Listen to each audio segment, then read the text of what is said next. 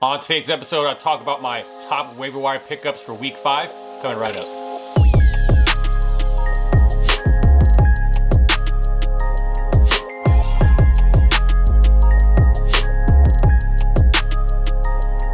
All right, and welcome to the Gridiron Fantasy Football Podcast for Tuesday, October 5th, 2021. And I'm Chip, I'm your host, and thank you so much for listening today. If you're a new listener, thank you so much for joining us as well. If I can share our podcast, you can find us over on Apple and Google Podcasts, Spotify, Stitcher, iHeartRadio, Amazon Music, and Pandora. If you'd like to watch us, you can watch us over on YouTube at Gridiron Fantasy Football. So please do me a favor, hit subscribe, support the show so you don't miss any more episodes. And on today's episode, we're going to be talking about all the top waiver wire pickups for week 5. I try to wean out some of. There's a long list of guys you can pick up, but it's one of those things where I feel like I try to kind of make it to the most important guys that are available. We had yesterday. We had a lot of like fantasy quote unquote breakouts.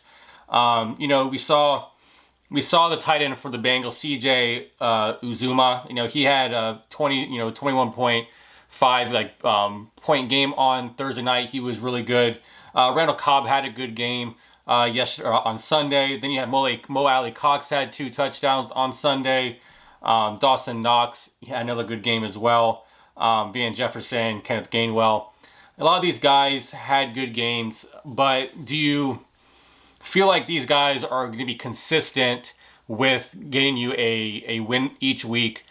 A guy that you can build around, your roster. You already have your studs and your guys that you're on your roster, but can these guys add things to your roster that you can play on each week and feel like they're consistent?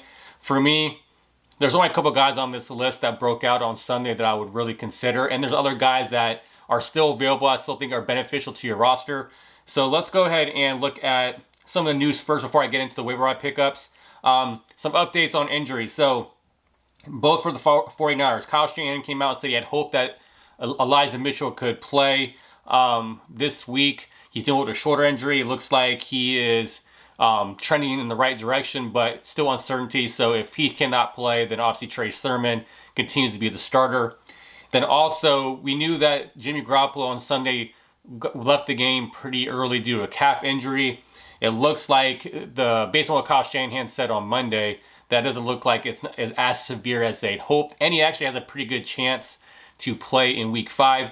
They'll reevaluate his injury on Wednesday and kind of see how that takes shape and then go from there. But that's good news for 49ers fans who think Jimmy Garoppolo is a better starter as of right now than Trey Lance.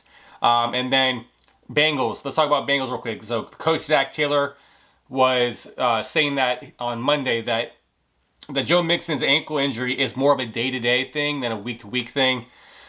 I don't know. We saw this happen with Dalvin Cook last week, right? So Dalvin Cook had an ankle sprain. He was trying to practice during the week, didn't really practice much. He was hopeful that he could play in week 3. He was unable to, so then Alexander Madison took that role against the Seahawks and had a very good game. Now, I don't know. I know that they'll practice during the week. He'll try to practice, but my guess is that Joe Mixon will at least miss week 5. That's just my initial opinion on Tuesday. Now, things can change throughout the week and different reports and all that stuff, but I think Joe Mixon at least misses this week. And then also T. Higgins, he's been dealing with the shoulder injury, and he's expected to return to practice this week, so that's good indication if he's going to play on Sunday. So that's good news for anyone who owns T. Higgins. And this is not injury news, but this is more of a player news. Andy Reid of the Chiefs said that Josh Gordon has a chance to play in week 5 against the Bills. This is, if anybody who's followed Josh Gordon, he's a 30-year-old wide receiver that came on with the Cleveland Browns, dealt with a lot of substance abuse. All that stuff's gone through rehab. He's been suspended multiple times in the league, and he is a very, very talented wide receiver. And I root for guys who get other opportunities. He's had so many opportunities. I hope this is the one that allows him to actually. He's only 30 years old, so he's not in his prime anymore, but he's still. It looks like he came to the Chiefs team in tip-top shape. That he looks like that alpha wide receiver that they've been missing. I know that they have Tyreek Hill, but he's more of a gadget, not a gadget guy, but he's not your prototypical wide receiver. Josh Gordon gives you that big body wide receiver. They have Kelsey, but I think Josh Gordon brings them another dynamic that they haven't had. So it would be cool to see him play. It's always cool to see you guys are able to come back from dealing with some issues personally, and they're able to overcome that. So hopefully this veers in the right direction for Josh Gordon. So as of right now, that's all the current news for this Tuesday. And so now let's go into my waiver wire pickups for week 5. Now the list is it's a decent list. I think that I always have a player from each position, but I also think that there's some players that stick out more than the others. And I'm gonna start with the quarterback position. And I still think Sam Darnold is still out there. He's my number 1 quarterback to pick up if he's still out there. He is out there because he's 18% owned. Good game against Dallas. He had 4 total touchdowns. He plays Philly this week, so I feel like that's another plus matchup for Sam Darnold. He right now, currently, he is the QB5 in fantasy. Whoever thought that Sam Darnold would be this guy? And now I know there's going to be some regression from him at some point, but he continues to have good matchups, and I think the Eagles are another good matchup. Right now he has 5 rushing touchdowns. If you listen to the podcast yesterday, he has more rushing touchdowns than Alvin Kamara, and whoever thought that? And Josh Allen. So he's doing it, through the air, on the ground. So it's really cool to see Sam Darnold do something outside of the Adam Gase curse and from the Jets. So good for him. Because on Sunday he had 2 touchdowns on the ground, but he also gave you 300 yards passing and 2 touchdowns there. So Sam Darnold, we know at some point the luck will end. At some point we'll have a bad matchup, and then he'll burn some guys. But if you're in a 2 quarterback league or a super flex league, he has to be played. When it comes to 1 quarterback leagues, he's more of a streamer. But I'm sure there's other opportunities there for quarterbacks that you may want to play above Sam Darnold. But you can't deny how well he's doing so far this year. So you need to continue to play him. And then my next quarterback it's Trey Lance, right? He's 25% owned, and it's only due to the fact that obviously if you need a starting quarterback, usually if you're in a 2 quarterback league or a super flex league, you're probably playing all starting quarterbacks that are available in the NFL. And so if Jimmy G is out, that means that Trey Lance will be the starter. And Trey Lance, he's a dual threat quarterback. We know that he's still a rookie. He's still learning the system. Kyle Shanahan came out on Sunday and said there's a reason why he's still our number 2 quarterback. So I think that's going to be something you want to monitor. I'm not going to go balls to the wall for him in a fab war with any of or waste a waiver priority pick on him, because I think there's other guys that could be available that you can get that's worthy of a pickup. But I think that Trey Lance needs to be at least picked up, put in a small fab budget, bid in, and maybe you can probably get him for a couple dollars, if that, So, the last thing you want to see is Trey Lance be picked up by one of your opponents and Trey Lance just blows up. I've been holding on to Trey Lance. I am in a 1 quarterback league, and Tom Brady is my main quarterback, but I picked up Trey Lance just in case, because if he's at being that 1 rookie quarterback that just blows up like a Justin Herbert, and he gets the opportunity, say if Jimmy G cannot continue to go and he continues to play, and Trey Lance every week looks better and better and better, I think that Jimmy G could lose his starting job. So Trey Lance is definitely, if you don't want to own him because you already have a better quarterback, it's always good to play defense as well in your leagues, just in case. So those are my 2 quarterbacks that I think are worthy of picking up. At running back, I think the number 1 guy right now, because of David Montgomery being injured, and it looks like he will miss some substantial time, Damien Williams is a guy that needs to be picked up. He's 9% owned. It may be a short-term rental, right? But it's always good to understand that, Damien Williams is a very good running back. He was a backup at Kansas City. He can get the job done. He's a good runner. He's a good pass catcher.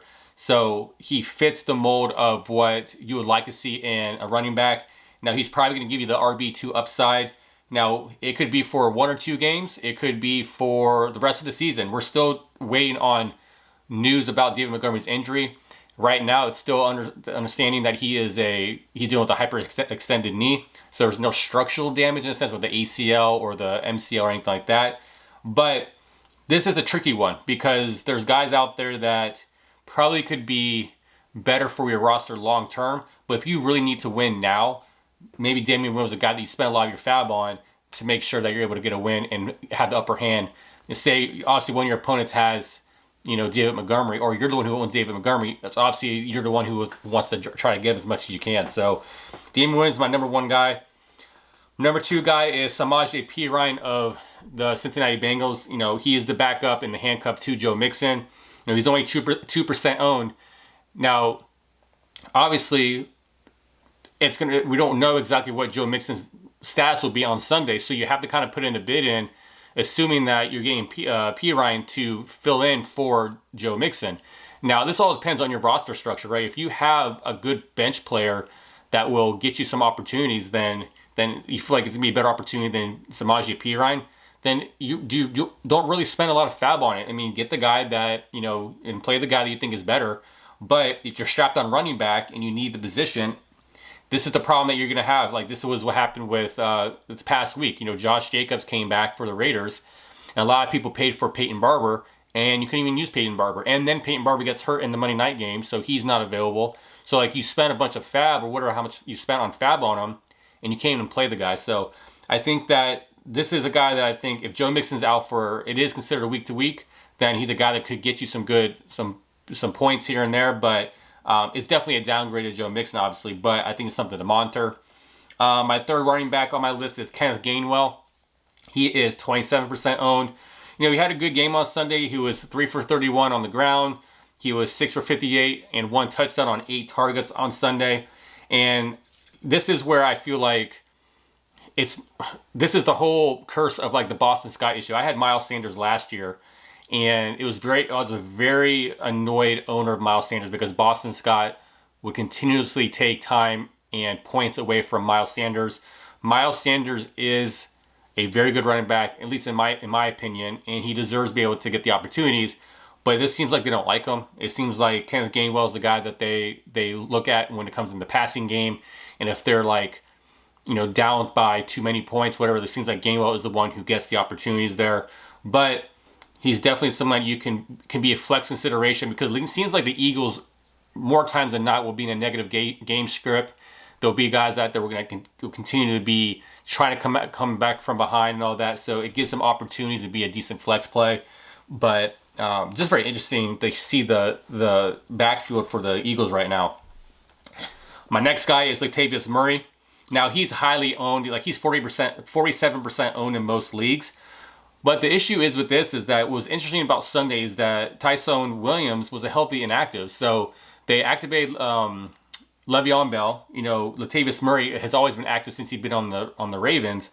And he had a good game. I mean, Murray seems to be getting the opportunities there. So I think that he's warranted a spot on your roster just because it's a volatile backfield, but it's it seems like they like Murray. Murray's a vet. He's a good running back, and he could give you some opportunity there. So if I had some fab and maybe a low priority on the waiver wire, then maybe somebody you can try to grab, just sneak on your roster just in case. And then my last running back on my list is Ty Montgomery. Now, he's not owned in any leagues, but because of the injury to Tony Jones Jr. for the backup for the Saints, you want to have the backup for Alvin Kamara. Because something can happen to Alvin Kamara, obviously, like any other player. And having Ty Montgomery there allows you to be able to have someone to pivot to just in case. Ty Montgomery, he is a good pass catcher. He played, I don't know if you guys remember him on the Packers, he played mostly wide. He was listed as a running back. He played mostly wide receiver. But he's a guy that could definitely get you some flex appeal there. But he's low on the priority list. I don't feel comfortable if I had to add Ty Montgomery onto my roster. I don't feel good about it. But because of the injury to Tony Jones Jr., it's definitely worth an add just because anything happened on any given Sunday to some of these starting running backs. So those are my running backs. Now moving on to the wide receivers. My main guy here is Darnell Mooney. He's 38% owned. It was kind of frustrating. If you listened to the podcast yesterday, I had Mooney. I picked him up the following week. And then I dropped him because he had a bad game with Justin Fields. So I'm like, you know what? I don't want I want to try to get as many people. I dropped him for Emmanuel Sanders, so I was trying to figure out who had the better upside. And Mooney had a very good game. He led all Bears in targets, right? He had 5 receptions for 125 yards and he had 6 targets. So I mean, I know that that's not a big target share, but he led the team. And then he played the most snaps. He played like 40 snaps for the Chicago Bears, and that's more than any of the receivers on the team. And it's just interesting how they have a very talented wide receiver with Allen Robinson, and then Darnell Mooney is the guy who was the favorite right now with Justin Fields. So it could be a volatile situation. You could play Darnell Mooney this week and get you no points, but he was a guy that definitely was going to get an increase in target share because they had moved on from Anthony Miller, and so Darnell Mooney has the opportunity to be a number 2, and he's talented. He has some very good catches on Sunday, so he's definitely a guy to try to get on your roster. My next player is Leviska Chanel. Now, he's probably not going to be available in most leagues, but he's still only 58% owned, so he's available out there somewhere. And the reason why this is interesting because DJ Chark is going to be on IR, and he's already on IR, and so that obviously gives opportunities to Marvin Jones Jr. and Laviska Chanel, right? On Thursday night, he was 6 for 99 on 7 targets. He also has the ability to rush the ball. So I think this is a guy that will gradually get better and better as the season progresses because he'll have the opportunities. He's already a talented wide receiver, so it'll be interesting to kind of see what he does moving forward without DJ Chark in the lineup. So he's definitely a must-add for me. Then my next wide receiver is Curtis Samuel. Now, he's owned in 48% of leagues. He only had 4 catches for 19 yards yesterday or on Sunday. But the thing is that he was coming off an IR. It was his first game back. He didn't play a very high percentage of snaps. But I do think that he's a guy we know that he's talented. So I think he is a guy who's going to play a lot of the slot. They can use him in the running game and all that stuff. He's kind of like that Swiss Army knife type of player. So if he's on your, available in your league, I would pick him up. My next guy is Jameson Crowder. Now, he's only 17% owned. He came back. He was inactive. He came back and had a decent game. He was 7 for 61 and a touchdown on 9 targets. Now, you got to think. I mean, the Jets right now are a struggling team. The thing about this was that Elijah Moore, the rookie, was out because of the concussion protocol. So things could change if Elijah Moore comes back this week. They do play in London against the Falcons. So, but I feel like Jameson Crowder, he's that type of wide receiver because he plays the slot. He seems to be like the safe guy. I mean, I think that if you have Elijah Moore back, then you got Corey Davis, Jameson Crowder.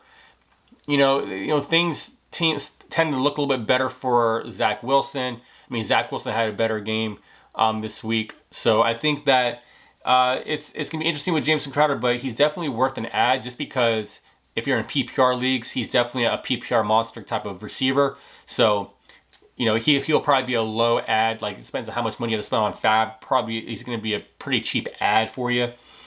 And then my last guy, he's coming off IR, is Rashad Bateman. He's the rookie wide receiver for the Baltimore Ravens, and he's 19% owned. Now, he hasn't played all year, right? So we have no idea how they're going to use him.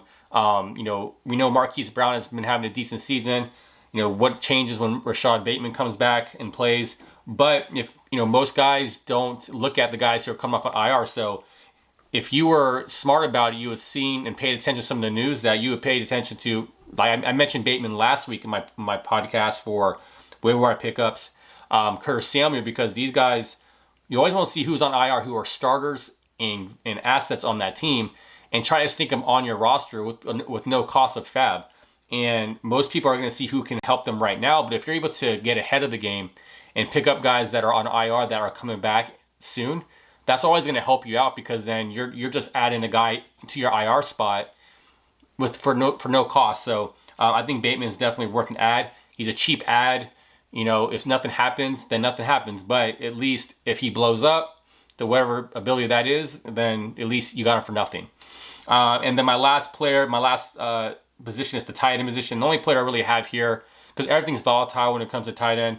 And so I think Dawson Knox deserves to be owned. He's 33% owned, a huge increase in his percentage from last week to this week. He finished as a tight end 2 this week. And on Sunday, he saw a season high of 8 targets. He was 5 for 37 and 2. you know, it's one of those things where, you know, he's been pretty consistent so far this year. I mean, Josh Allen is looking for him on a regular basis. You know, as a Josh Allen owner, I own Stephon Diggs, and I actually do own Emmanuel Sanders on my same team. You know, he's spreading the ball around, so I think that Dawson Knox is starting to become a very interesting ad because he's been pretty consistent this year. So hopefully you can get him, and if he starts to have continuous games like this, then you're going to get a pretty good tight end for your roster. So he's the only tight end that I would really consider adding than the ones that are available. So like I said, I try to bring the names that I think are the most useful and go with those names, because there's a long list of guys that you saw that had breakout games yesterday or on Sunday, but you really have no idea if that's going to be consistent or not. So I try to pick the ones that will be the best for your roster for this week. And then moving on to defense streamers.